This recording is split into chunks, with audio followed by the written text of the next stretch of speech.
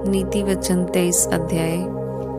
जब तू किसी हाकिम के संग भोजन करने को बैठे, तब इस बात को मन लगाकर सोचना कि मेरे सामने कौन है।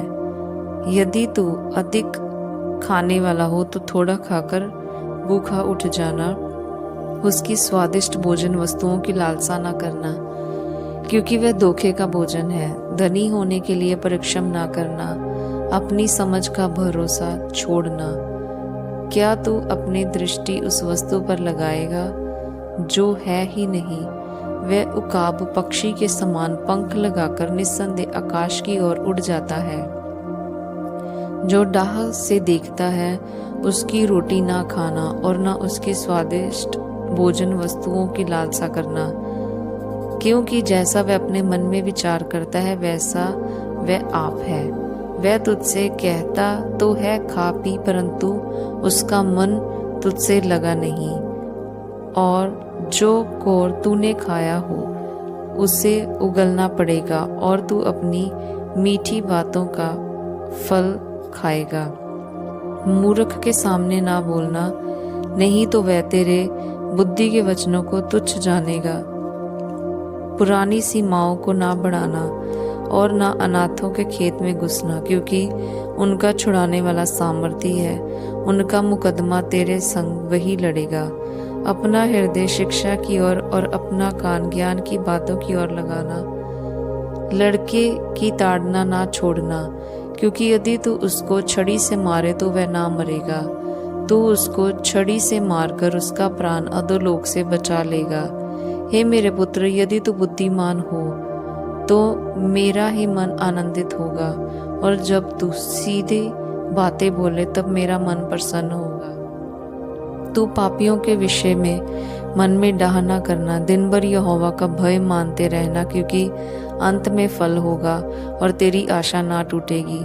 हे मेरे पुत्र, तू सुनकर बुद्धिमान हो और अपना मन सुमार्ग में सीधा चला। दाख मधु के पीने वालों में ना होना, ना मांस से अधिक खाने वालों की संगति करना, क्योंकि पियक्कड़ और पेटू अपना भाग खोते हैं और पिनक वाले को चिथड़े पहनने पड़ते हैं। अपने जन्माने वाले पिता की सुनना, और जब वह तेरी माता बूढ़ी हो जाए तब उसको तुच्छ ना जानना। सच्चाई को मोल लेना, बेचना नहीं, और बुद्धि और शिक्षा और समझ को भी मोल लेना। धर्मी का पिता बहुत मगन होता है और बुद्धिमान का जन्माने वाला उसके कारण आनंदित होता है।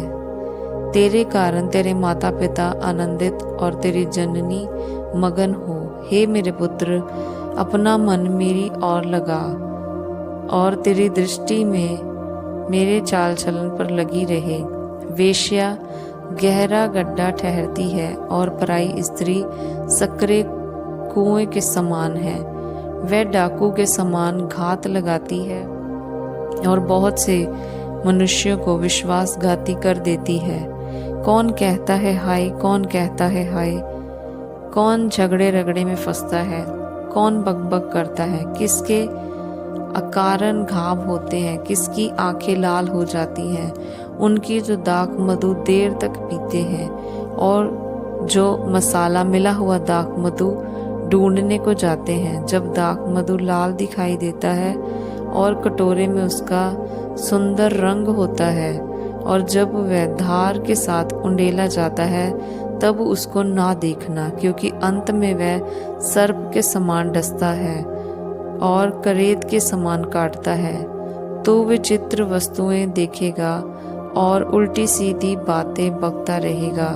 तू समुद्र के बीच लेटने वाले या मस्तूल के सिरे पर सोने वाले के समान होगा। तू कहेगा कि मैंने मार तो खाई परंतु दुखित ना हुआ, मैं पिट तो गया परंतु मुझे कुछ भी सुधि ना थी। मैं होश में कब आऊं? मैं तो फिर मदिरा ढूंढूं।